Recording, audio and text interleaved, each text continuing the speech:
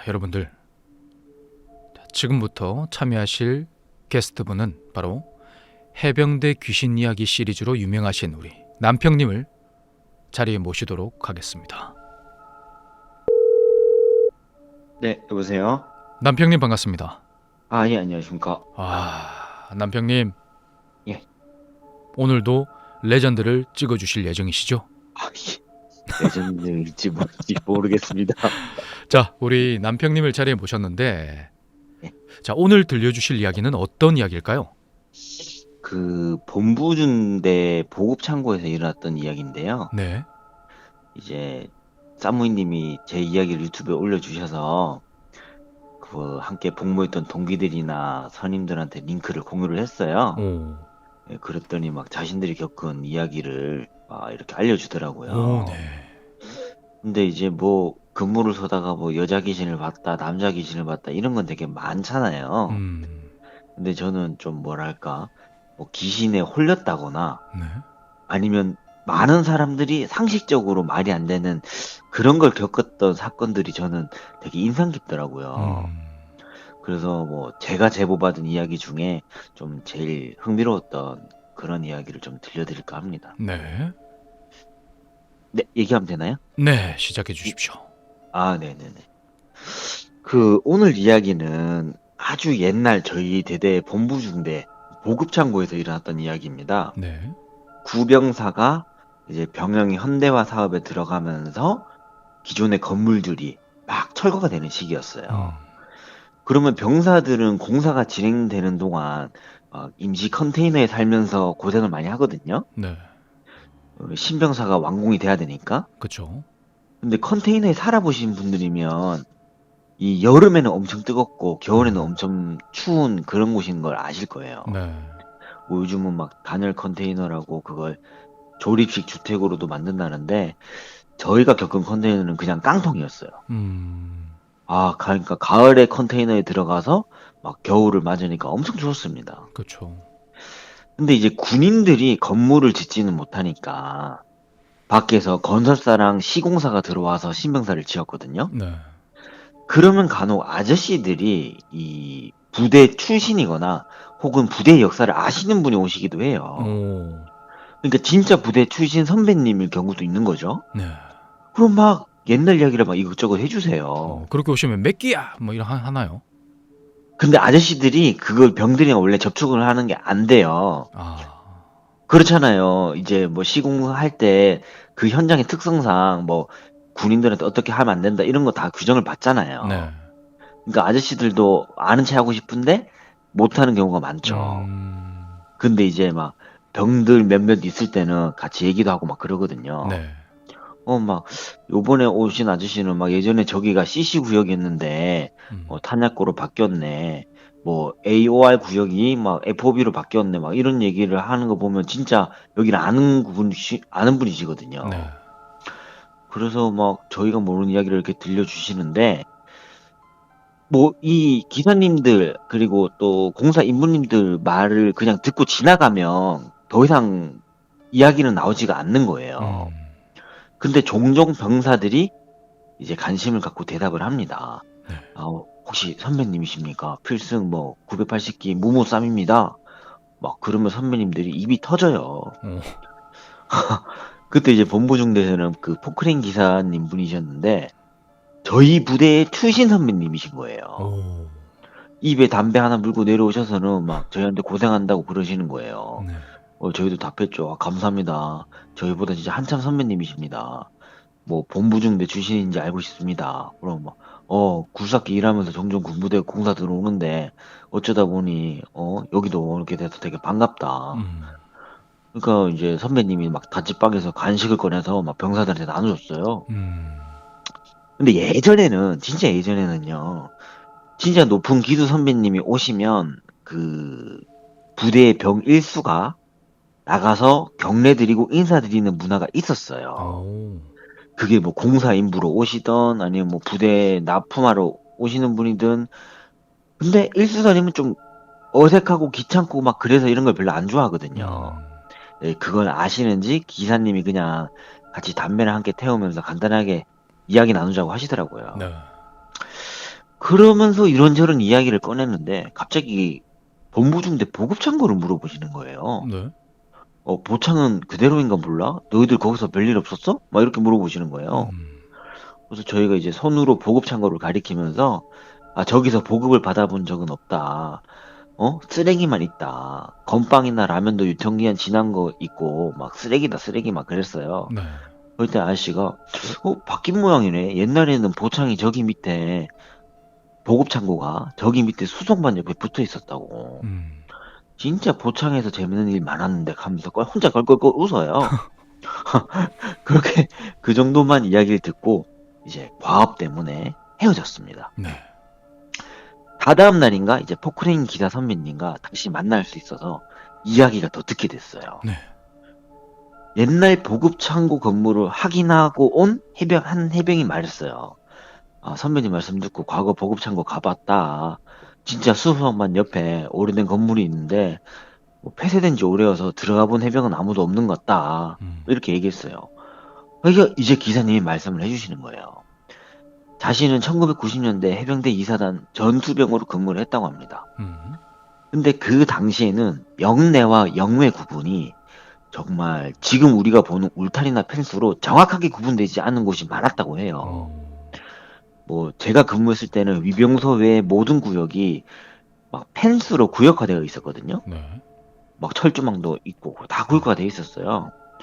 근데 그때는 그런 게 없었다는 거죠. 음. 물론 어떤 상황으로 인해서 이제 위병소로 출입이 불가할 때는 그 동쪽과 서쪽 펜스에 딸린 출입구가 있기는 해요. 네. 평소에는 잠겨 있는데 막 무슨 위급한 상황이면 이제 거기가 열리는 거죠. 네. 이제 그 문을 타고 나가면 산이 나와요. 음. 그 산을 헤치고 또 나가면 전술 도로를 만나고 그냥 쭉 걸어 나가면 그냥 싸제예요. 민간이에요. 음. 저희 부대뿐만 아니라 아마 다른 부대도 이렇게 비상구를 둘 거라고 저는 생각을 합니다. 근데 이 보훈부 중대에서는 이제 종종 민간인들이 들어와서 문제가 된 적도 있었대요. 음. 밤에 본부 중대 보청에서 민간인 할아버지가 발견되어서 이제 병사들이 그 할아버지를 체포를 해서 경찰에 인계한 일이 있었대요. 그래서 할아버지가 조사해서 어떻게 들어왔는지, 왜 들어갔는지 이렇게 물어보니까 아무것도 기억을 못 하더래요. 음? 그래서 몽유병 환자로 막 풀려나고 했었답니다. 음. 근데 아무튼 포크레인 기사로 일하고 계시는 그 선배님도 이제 보창에서 자신이 직접 겪은 에피소드를 말을 해주는 거예요. 네. 전투병으로 근무 중이었는데 그때 일병이 딱 달았을 때 그 보급병을 맞던 병사가 축구를 하다가 이 십자인대 파열을 부상으로 병원에 입원을 했어요. 음. 그래서 자신이 그 보급병이 하던 일을 대신 맡게 됩니다. 네. 한마디로 땜빵이죠. 네네. 이거 본부중 되니까 보급병이 정식 TO가 5명이고 당시에는 자신 포함 4명이 근무를 했다고 합니다. 음. 그런데 기수가 꼬여서 병장 둘에 상병 하나가 위로만 있는 거예요. 그러니까 이 선배님은 본인은 일병이니까 혼자 일을 다 하겠구나 싶더랍니다.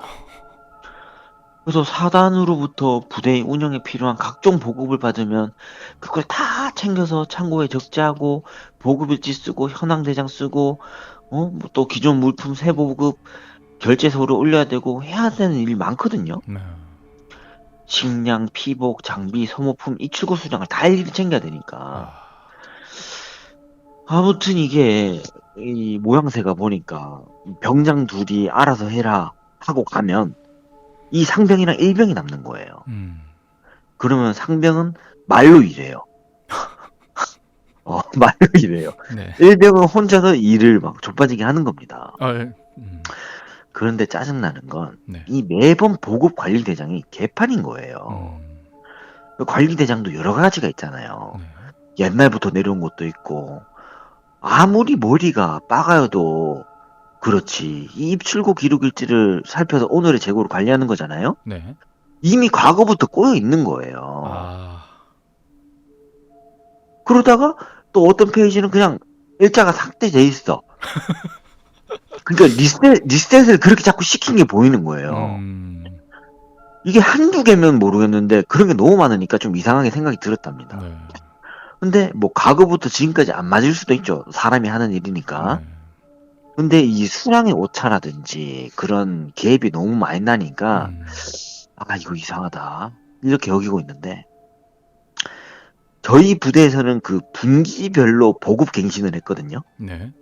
거기 보면 수량 오차가 많이 생겨서 문제가 될 것 같으면 막 관련된 간부들이 자기 사비를 메꿔놓고 그랬어요. 오. 왜냐면 문제가 생겨서 좋을 게 하나도 없으니까요. 그쵸. 장기를 달아야 되는데 장기를 못 다는 부사관이 나올 수도 있고 막 그러니까. 음. 또 아니면 연대나 사단 보급관이 오기 전에 문제가 생기기 전에 막 다른 부대에서 물건을 대여해서 임시로 채워놓기도 했어요. 음. 진짜 하다 안 되면 거기 대대장 서명이 들어가서 오차 신고를 하게 되어 있거든요. 네. 이게 다 국가 물품 관리니까 철저하게 관리해야 된다 싶은 거잖아요. 음. 만약에 대대장까지 갔다, 그 상황까지 갔다, 그럼 진짜 개빡쳐서 병사들 전부 완전 무장 구복감이에요. 아. 또 막 보급병들 휴가도 박탈하고 막 그래요. 네. 아무튼 일병이, 이 포크레인 기사님 선배님이시죠. 이 일병은 아니 수량 하나를 못 세서 이렇게 된다는 게 난 이해가 안 된다. 음. 그것도 여기는 대대 본부중 되니까 보급이나 보급이 제일 빡세게 관리되는 곳이거든요. 네. 그래서 아 이거 내가 좀 잘해야겠다. 십자인대 파일로 그 기존 보급병이 언제 돌아올지도 모르고 음. 또 자신이 계속 이 일을 맡을 수도 있으니까 자기 선에서부터는 꼼꼼하게 해야겠다고 다짐을 합니다. 오. 특히 큰 훈련 전후로 보급 관련 일이 많아요. 음. 이제 그때 즈음에 동계훈련 준비로 좀 바빠지기 시작하는 때였거든요. 네. 근데 아무래도 병장이나 상병이라 하지만 고참들이 너무 일을 안 하는 것 같은 거예요. 음. 자신은 진짜 먼지 먹어가면서 보급 창가에 살다시피 하는데 이제 보급병들은 알지만 물품을 카테고리별로 수기로 세워야 되거든요. 아. 육안으로 수량을 확인해서 수량을 다 체크하는 거예요. 음. 이게 진짜 귀찮고 짜증나는 일이에요. 아, 일병은 생각을 해요. 아, 할 일도 많은데 A 텐트는 지난번에 세워둔 거 그대로겠지. A 텐트가 너무 오래되어서 자신이 보급 일을 맡을 때 10개 텐트를 새로 보급받았거든요. 네. 그때 일병이 창고에 있는 텐트를 다 꺼내서 눈으로 세웠어요. 60개 텐트가 있어서 새로 받은 10개 텐트를 추가했어요. 그럼 총 70개죠? 네. 거기에 오래된 텐트 8개를 폐기했어요. 음. 2개는 혹시 몰라 여백으로 놔뒀어요. 네. 그러면 62개잖아요. 네. 그죠? 그런 식으로 전에 세웠던 것은 두고 새로 들어온 물품만 추가하고 수정했습니다. 네. 아무튼 이 중간 과정을 다 설명하면 너무 길어지니까 그 요약해서 핵심적으로 말씀을 드릴게요. 네. 이제 동계 훈련이 끝나고 복귀를 했어요. 그러면 들어온 물품과 나간 물품을 정리해야 되잖아요. 네. 또 거기서 뭐 손실된 물품도 있고 하니까 계산도 해야 되고 그렇게 하는데 아니 이게 모든 물품이 2개씩 3개씩 오차가 생기는 겁니다. 음. 수통을 예로 들면 당시 본부중대 1개 내무반에 16명, 18명이 생활을 했어요. 그럼 4개 내무반이니까 대충 인원이 나오잖아요. 네. 그 사람들한테 정원만큼 나간 게 있고 또 창고에 남은 것들이 있는데 이 오차가 있는 거예요. 텐트도 마찬가지고 아 진짜 이상하다 미쳤다 내가 잘못했나? 왜 이러지? 어디서부터 문제지? 막 이런 생각이 들면서 땀이 나기 시작해요. 이게 찐빠면 존나 찐빠인 거죠. 이게 선임한테 혼나는 게 문제가 아니라 간부들한테도 보고돼야 되고 머리 아픈 거잖아요. 네. 그러니까 일병은 이제 생각을 하는 거예요. 이게 혹시 선임이 나한테 장난치나? 이런 생각까지도 해요. 어쨌든 아씨 진짜 좋댔다 이러고 있는데 겨울인데도 막 땀이 너무 많이 나니까 당황을 하니까 막 옷을 벗고 작업을 했어요. 근데 이제 보급병 선임이죠. 이제 상병 선임이 오더니 이 창고에 앉아서 담배 한 대를 태우자는 거예요. 같이 담배를 태우는데 그러고는 수량 파악한 재고 리스트를 다 달라는 거예요. 네. 일병은 지금까지 자신이 지금 작성한 작업지를 보여드려요. 아 이제 일병은 이제 얼차려 맞겠다 이렇게 생각하는데 희한하게 상병선님이 그러는 거예요. 뭐야 오차 별로 안 나네? 이렇게 말하는 거예요. 어이가 없죠. 수량이 많이 안 맞는데 네. 이제 그 상병사님이 경북 봉화 출신이래요. 음. 그러는 거예요. 니 지금 수량이 안 맞아서 존나 이상하지? 그것도 한두 개가 아니라 다 이꼴라니까 좀 이상하지? 막 그러는 거예요. 음. 아니, 나 지금 일병도 당황스러운데 상병 말이 더 어처구니가 없는 거예요. 그쵸. 분명 눈으로 하나하나 자신이 세워서 기록하고 적재했는데 또 관리대장이 개판인 것 같아서 자신은 진짜 꼼꼼하게 해야겠다 하고 한 일이잖아요. 네. 그래서 일병이 상병한테 말해요. 이 천진만 해병님 똑바로 하겠습니다. 상병이 이제 말해요. 뭘 똑바로 할 건데? 이제 일병이 설명을 합니다. 음. 분명 제가 하나하나 다 확인해서 기존 수량을 기록했습니다. 안 맞을 리가 없습니다. 근데 나간 수량과 들어온 수량도 똑같은데 수량이 안 맞습니다. 그랬더니 상병이 담배를 한 대 주면서 이렇게 말하는 거예요. 야, 너 지금 수도병원에 들어간 오공사한테 못 들었냐? 여기 도깨비 창고야. 일병이 도깨비라고 말씀하셨는지 알고 싶습니다. 그래요. 그래, 도깨비 새끼야. 이러는 거예요. 음.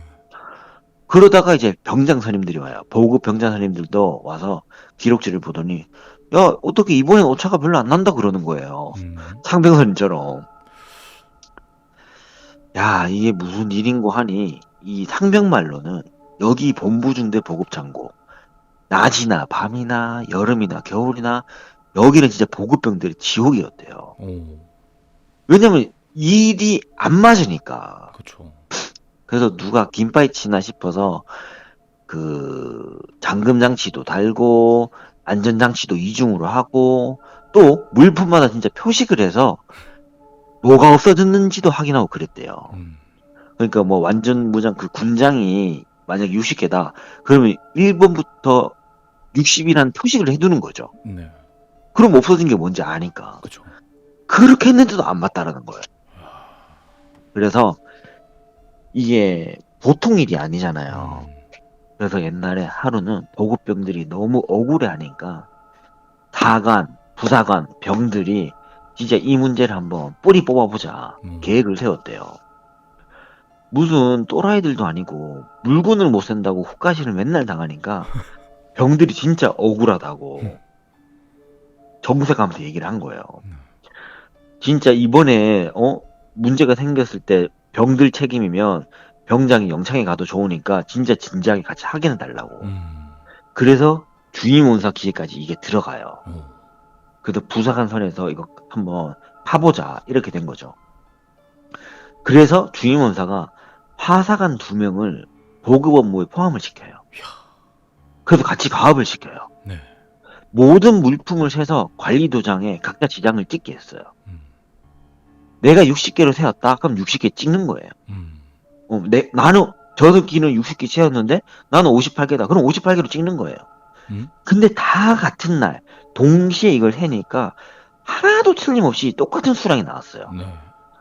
그렇게 해서 이제 창문이며 문이며 잠금장치 다 하고 지장 찍은 것도 다 한 장씩 다 가지고 있고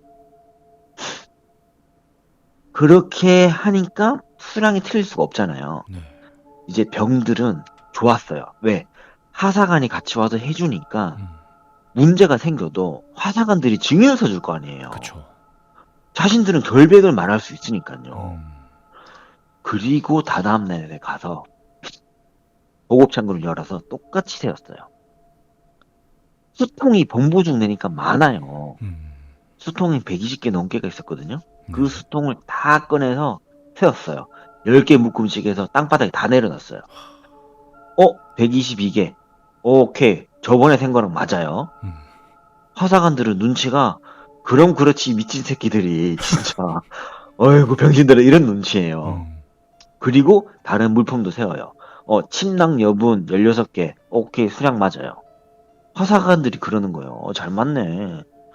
이제 군화, 침구류, 장구류, 뭐 방한모, 탄띠, 방탄판, 뭐 방탄보 이거를 창고에 물품 엄청 많잖아요. 네.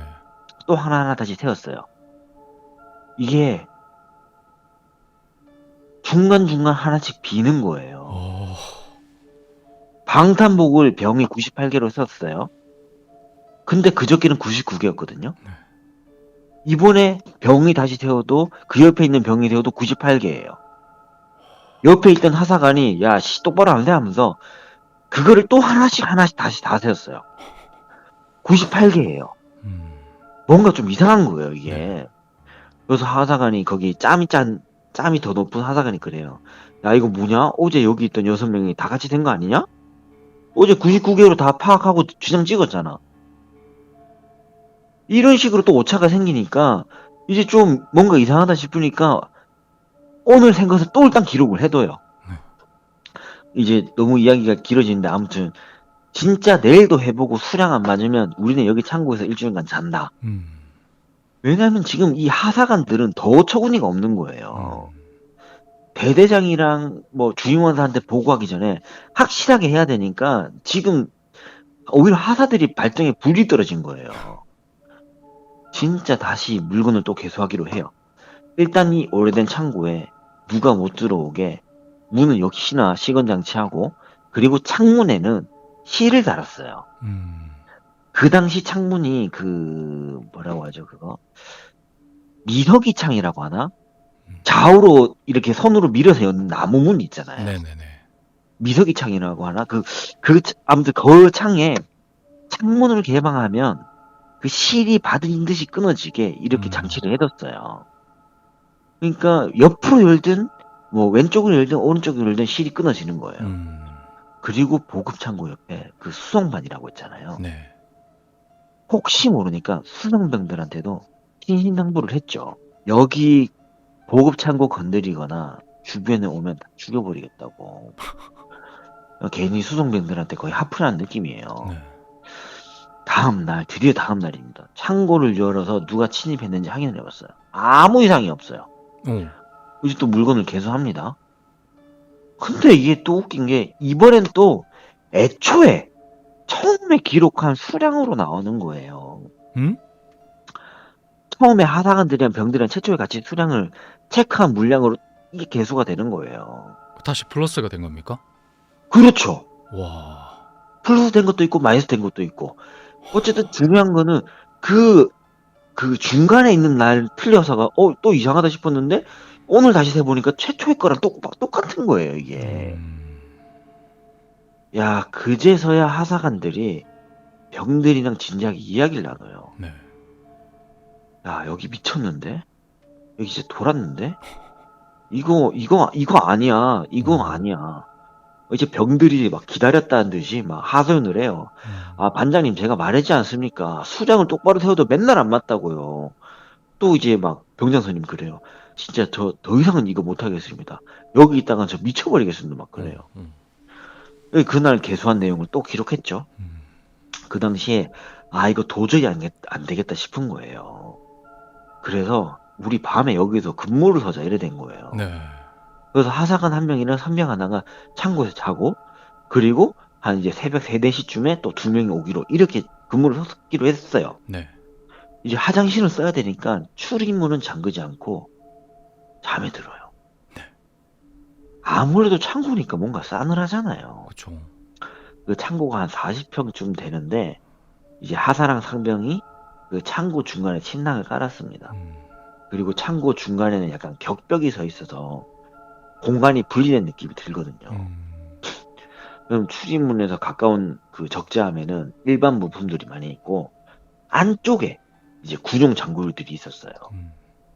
그러니까 이 사람들은 출입문보다는 중간에 자리 잡은 이유가 이 일반 물품보다 군용 장구류들이 자꾸 수량이 안 맞으니까 거기에 있었던 거거든요. 네. 이제 같이 담배 태우고 야 진짜 오늘 진짜 무슨 일이 있으면 진짜 우린 죽자 이런 마음으로 잘 준비를 해요. 이제 상병이 이제 여기 창고에 누워서 이제 생각을 해보는 거예요. 이제 상병이 반장한테 물어요. 이제 반장이 하사죠.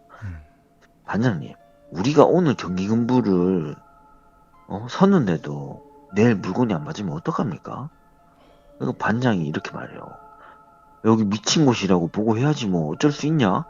우리가 아니라 연대장 대대장이 와도 여기 똑같을 거라고. 아 씨발 진짜 대통령이랑 국방부 장관 보고 하라 그래라고 막 욕을 막 하면서 그래요. 그러니까 상병이 반장님, 저는 귀신은 안 믿는데 여기 진짜 귀신에 홀린 것 같다면서 음. 막 그래요. 그 반장이 야 진만아, 너 그거 아냐? 나도 이곳 상황을 이제 동기들한테 말을 했다. 이제 하사관 동기들이죠. 근데 여기 보급창고 자리가 원래 도깨비 바위가 있던 자리래. 이러는 거예요. 도깨비 바위. 예, 도깨비 바위요? 그게 뭡니까? 여기 김포에 군부대 들어올 때 그 주민 할머니 할아버지들이 저 바위는 건들지 말라고 한 바위가 있었단다. 음. 근데 그 바위는 안 건드리고 일단 부대는 섰는데, 근데 부대가 계속 확장이 되니까 또 저 바위를 건드지 말라고 했던 그런 사람들이 다 전역을 하니까 이 바위를 몰라보고 치우고 여기에 창고를 지었대. 근데 그 바위를 옮긴 사람들은 다 다치고 막 그랬다 하더라. 그러니까 바위를 치우고 나서 이상한 일들이 생겨서 이 마을 주민한테 막 이야기했던 행정관도 있었대요. 네. 그래서 막 무당이 와서 막 밤에 도깨비 달래주고 막 그랬답니다. 음. 아무튼 이제 두 사람은 창고에서 잠이 들었어요. 그런데 이 새벽쯤 되어서 뭐 근무를 교대하는 그 애들이 왔나 싶어서 시간을 보니까 아니에요. 음. 새벽이 되어서 하사가 상병을 깨우는 거예요. 야 진마라, 진마라. 그래서 상병이 눈을 떠서 주변을 딱 보니까 창문 밖에 뭐가 돌아다니는데 음. 아무 소리도 안 들리는 거예요. 뭐가 가까이 걸어다니면 소리가 좀 나야 되잖아요. 네. 소리가 없는 거예요. 그래서 상병이 랜턴을 켜서 창문에 비추려고 하니까 하사가 딱 잡더니 그러지 말라고 손으로 신호를 주는 겁니다. 음. 그래서 두 사람은 그 어두운 창고 안에서 그냥 창문을 바라보고 있었죠. 이 창문을 지날 때면 이 달빛에 비친 그림자가 창고 안으로 들어오는데 정말 이 덩치가 막 단단한 그 드워프 같은 남자 체형 있잖아요. 네. 그런 그림자가 비치는 거예요. 오. 또 그 당시 그 건물이 좀 낮았거든요. 창문도 낮게 달려 있어요. 음. 근데 그 그림자로 보면 뭔가 우리 그 영화배우 마동석 있잖아요. 네. 그런 느낌의 체형이에요. 오. 근데 창문을 보면 아무것도 안 보여요. 이게 그림자로만 보이는 거예요. 음. 아, 이게 개 무섭죠. 근데 조금 있다가 이제 다른 창문에서 또 그림자가 들이우는 거예요. 음. 야, 이거 진짜 어떻게 해야 되냐. 이제 하사는 군화를 신고 있고 상병은 진짜 창문만 뚫어지게 쳐다보고 있었어요. 그러니까 출입문이 열려 있었다고 했잖아요. 네. 딱 뭐 이제 화장실도 가고 해야 되니까 이게 잠기지가 않았잖아요. 네. 출입문에서 가장 가까운 창문에 그림자가 지나가더니 출입문이 스르륵 열리기 시작하는 거예요. 오. 야, 씨, 좋됐다. 눈이 희둥그레져가지고 딱 주시하고 있는데 이게 뭔가 들어오면 뒤에 아예 숨거나 아니, 출입문이 하나밖에 없으니까 아니면 싸워야겠다 이렇게 생각하고 있는데 갑자기 출입문이 활짝 열려요.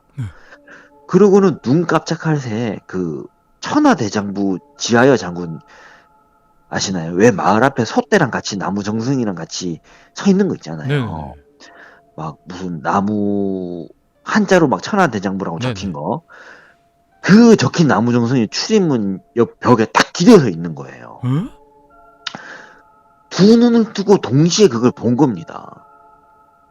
그러니까 뭐 그 나무 정승이 출입문 열고 뚜벅뚜벅 들어온 느낌이 아니라 분명 눈으로 보고 있는데 어느 순간 그게 딱 창고 안에 들어와 있는 거예요.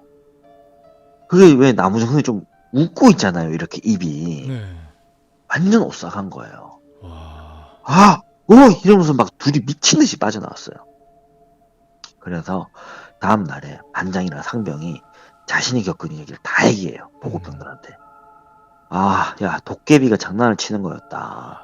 그래서 수량이 안 맞다. 여기 진짜 좆되는 곳이다. 근데 거기 있는 다들 반응이 이런 거 있잖아요. 그런 그렇지 내 그럴 줄 알았다. 이런 눈치인 거예요. 네. 이게 자기들 잘못이 아니라 다 그런 눈치로 이제 된 거죠. 근데 이걸 관리자급이 됐잖아요. 그냥 또라이 취급만 받아요.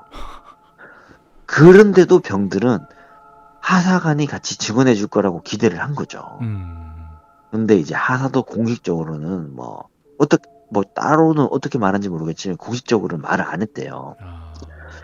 뭐 어떻게 하겠어요. 그거를 뭐 얘기해가지고 뭐 공식 문서로 남길 것도 아니고 그냥 그렇게 지나갔습니다. 근데 이제 포크레인 기사 선배님이 이야기를 해주시면서 또 그러는 거예요. 아직 옛날 그 보급창고 건물이 서 있던데 거기 빨리 철거 명령이 떨어져서 자기가 여기 들어온 김에 그냥 내가 철거해버리고 싶다고 막 그 얘기하는 거예요. 그래서 그 이야기를 듣고 병사들은 궁금하잖아요. 그쵸. 이제 수송반 옆 보급창고에 막 이제 애들 데리고 갔습니다. 낮에 창문 먼지를 닦아가며 안을 살펴보니까 진짜 오래된 물건들이 막 먼지 많이 쌓인 게 있는 거예요. 옛날 군장도 보이고 탄지도 보이고. 근데 문이 잠겨 있으니까 들어가진 못해요. 그래서 안에 들어가서 살펴보고 싶은 마음에 그 병장선임이 그 보급병의 일수선임한테 물어요. 아, 여기 좀 우리 들어가서 좀 보고 싶다. 문만 좀 열어봐라. 그러니까 이 일수선임이 그래요. 보급병 일수선임이. 아, 정지만이 병님 왜 그러십니까? 거기 진짜 아무런 물건 없습니다. 아니, 아까 애들이랑 같이 보고 왔다니까? 그 문만 열어주면 된다고. 막 그래요. 그랬더니 보급병 일수선임이 이렇게 얘기해요. 아, 지금 가서 다시 보십시오. 없을 겁니다. 이렇게 얘기하는 거예요. 그래서 나중에 본부중대 동기들이랑 후임들한테 들은 얘기인데, 그런 바위가 진짜 있는지 확인하고 싶었대요. 그 아까 말한 도깨비 바위가. 네네. 아무래도 막 사람 미칠 노릇으로 장난을 치니까 진짜 그 말이 맞는지 확인하고 싶은 거예요. 근데 사엔에 바위가 엄청 많잖아요. 그렇죠.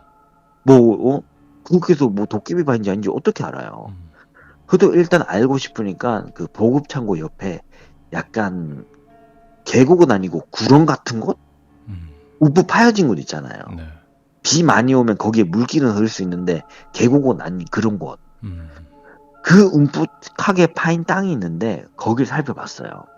그러니까 막 낙엽이랑 흙을 좀 헤쳐가면서 살펴봤는데 진짜 큰 바위가 땅에 반쯤 잠겨 있는 게 있더래요. 근데 특이하게도 그 모래사장에 진짜 좋은 덩치 좋은 남자가 앉았다가 일어나면 그 엉덩이 모양의 모래바닥에 찍혀 있잖아요. 네.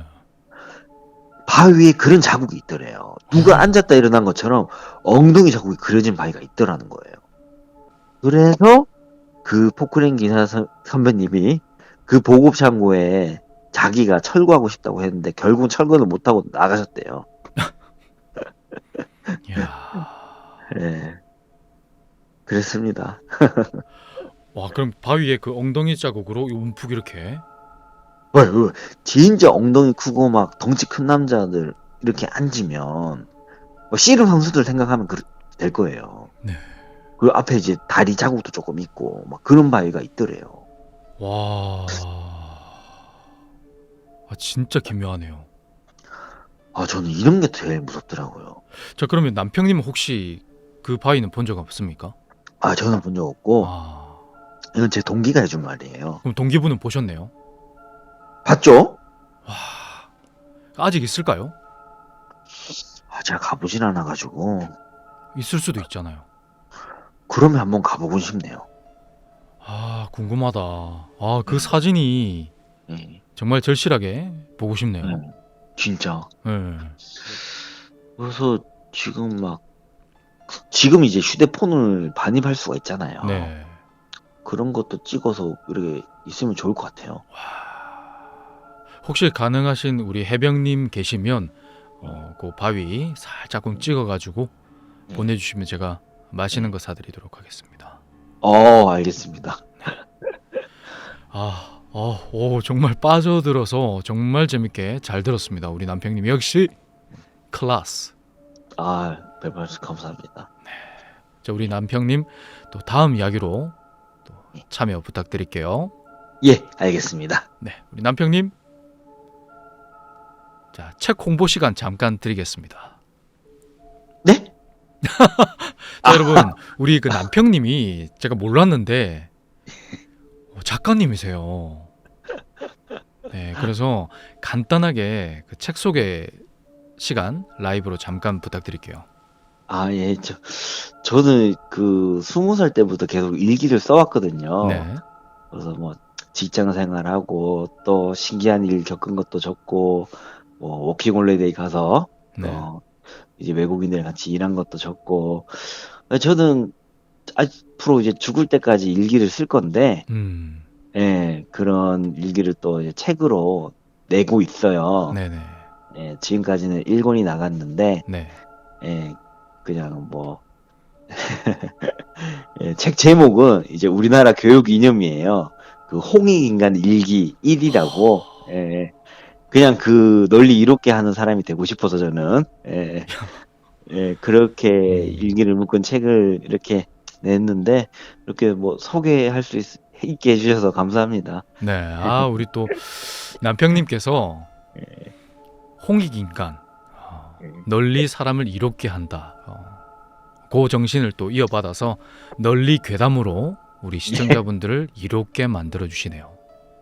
아, 노력하겠습니다. 네, 감사합니다. 그 다음 참여 또 기다리고 있겠습니다. 아, 예, 고맙습니다. 필숙 필승! 감사합니다. 감사합니다. 삼바. 쌈바! 아, 우리 또 홍익인간. 아, 고맙습니다, 사무이님. 아유, 뭘 고맙습니까? 홍익인간. 아, 제가 또 링크 네. 걸어두겠습니다. 나중에 또. 아, 예. 네. 저 쿠팡이 있더라고요. 아, 그래요, 맞아요, 맞아요. 네, 그래서 맞아요. 제가 그 네. 첫 번째 영상에 링크를 걸어놨습니다. 네, 슬쩍 제가 걸어놨는데 제가 이제 아, 대놓고 걸어도 될 것 같아요. 아, 그래요? 네, 드디어 자, 소개할 수 있는 시간을 드렸네요. 자, 우리 아, 남평님 혹시 고맙습니다. 예, 다음번에 들려주실 이야기가 정해져 있나요? 다음번에는 이제 그 얘기를 좀 하고 싶어요. 뭐죠? 그, 이제, 제 아는 형이 해병대 수색대를 나왔어요. 네. 이 수색대에서 그 매복 작전을 하다가 아, 거기에 있는 사람들이, 이제 길을 잃게 된 거예요. 자, 이까지. 예.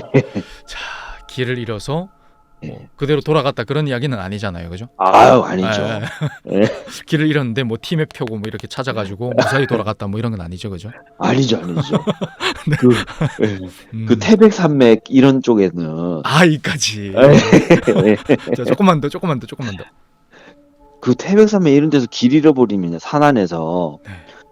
도로가 눈앞에 저 멀리 보여도 못 찾아요. 네, 그죠. 예, 이 길을 막 돌아가고 내려가는 길을 만들어서 가는 게 이게 쉬운 게 아니거든요. 아유, 그렇죠. 막 그때 있었던 그런 일들이 네. 저 들은 바가 있어서 다음에 들은 바. 예. 자, 조금만 더. 자, 예. 들은 바. 그러니까 그 우리 군대에서는 뭐 이까지. 예. 자, 아, 이까지. 아, 계속 듣고 싶은 마음에 제가 멈출 줄은 모르네요. 아, 혹시 10초만 더 들려주실 수? 그러니까 좌표나 그 지도를 이제 보고도 찾을 수가 없다. 위도나 뭐 경도를 알 수가 없다. 없다, 그러면 이까지. 예. 없다. 아, 그러니까 예. 자, 5초만 더. 그러면 이제 군인들이 군인- 일단 일직선으로 뛰어가요. 길을 만들어 나가야 돼요. 네, 길을 만듭니다. 무조건 일직선으로 다 가면 거기가 뭐 계곡이 있든 뭐 절벽이 있든 무조건 일직선으로 가서 자기들이 파악할 수 있는 위치를 위치를 이까지. 네네네. 위치를 이까지. 아, 이까지. 자, 위치를 3초만 더 시간 드릴게요. 그 위치를 찾아가야 되는데 그거를 알기 위해서는 이제 탁 트인 곳으로 가야 되잖아요. 구릉지 이런 곳으로 네. 나침반도 잘 작동하는 곳으로. 나 지금 예. 근데 그 길에는 정말 일직선으로 못 가는 경우도 있거든요. 그렇죠. 그때 이 사람들이 너무 보통 사람들이 겪을 수 없는 것들을 많이 겪어서 네. 진짜 본인- 이까지. 네네네. 자, 여기까지 이제 진짜 끊을게요. 예. 자, 진짜. 예. 자, 진짜까지 끊고요. 예. 자, 그럼 다음 시간에 우리 또 약속 잡고 예. 뵙겠습니다. 예, 그렇게 하겠습니다. 네, 우리 남편이 피곤하실 텐데 어서 필승하고 주무시기 바랍니다. 예, 그렇게 하겠습니다. 네, 오늘도 잘 들었습니다. 예. 와.